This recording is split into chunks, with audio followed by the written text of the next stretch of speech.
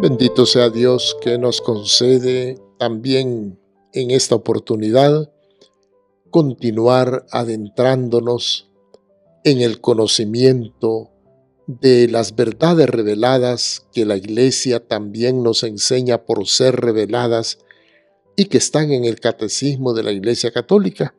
Continuamos el gran tema de la formulación del dogma trinitario. Estamos en eso.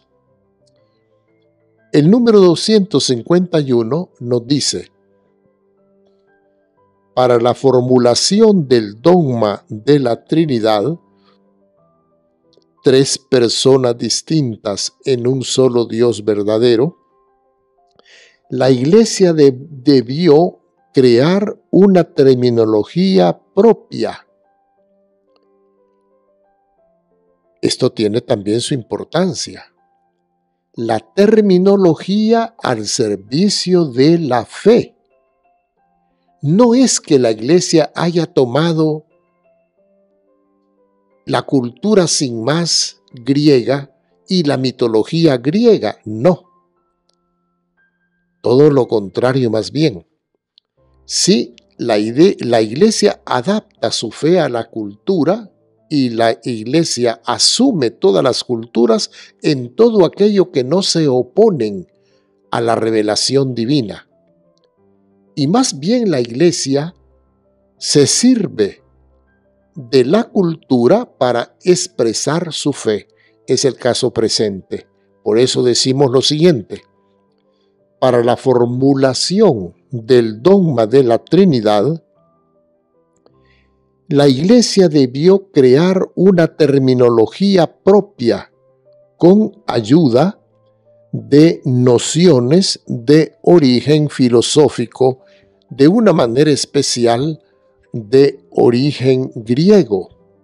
Por ejemplo, determinar en la Iglesia qué es sustancia, determinar en la Iglesia qué es persona, hipóstasis en griego, determinar en la Iglesia qué vamos a entender por relaciones divinas, etc.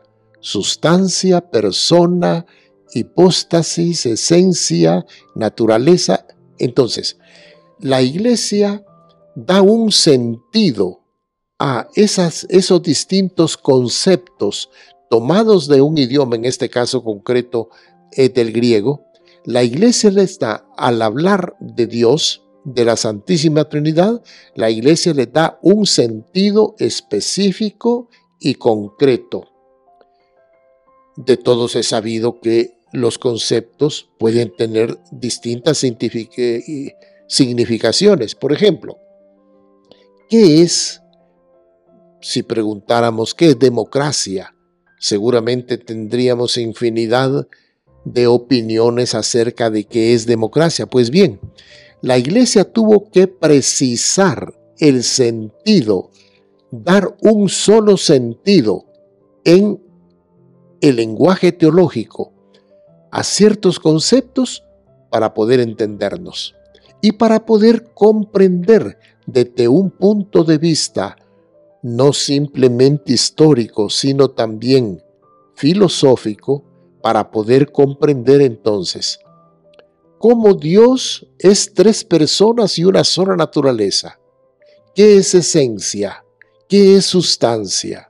¿Qué es persona? Etcétera. Primero, la Iglesia tuvo que clarificar esos conceptos. Eso es importante, como dije antes.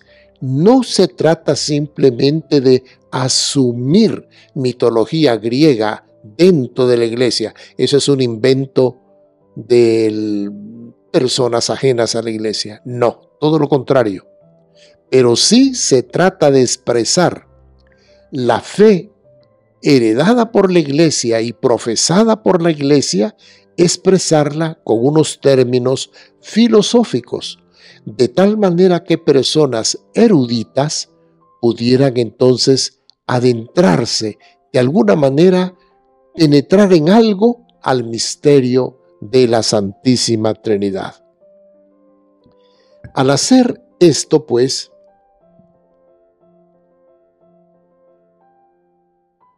la Iglesia no sometía la fe a una sabiduría humana, sino lo contrario, sino que daba un sentido nuevo, sorprendente a veces, a estos términos destinados también a significar en adelante un misterio inefable que supera nuestro entendimiento, infinitamente más allá de todo lo que podemos concebir según la medida humana, nos recordó el gran Pablo VI.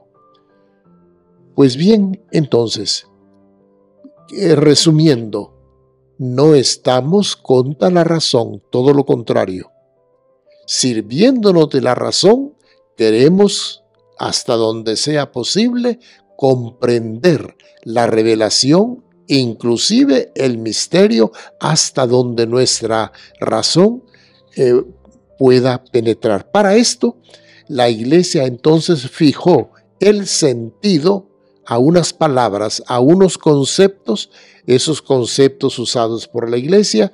Entonces ya lo dijimos, por ejemplo, que es sustancia, la Iglesia lo entendió de una sola manera para explicar la Trinidad, que es persona, hipóstasis en griego, que es hipóstasis, que es relación entre las personas, etc. Por tanto, pues entonces no estamos contra la razón, todo lo contrario. Estamos ejercitando la razón para comprender hasta donde nos sea posible el contenido de nuestra fe.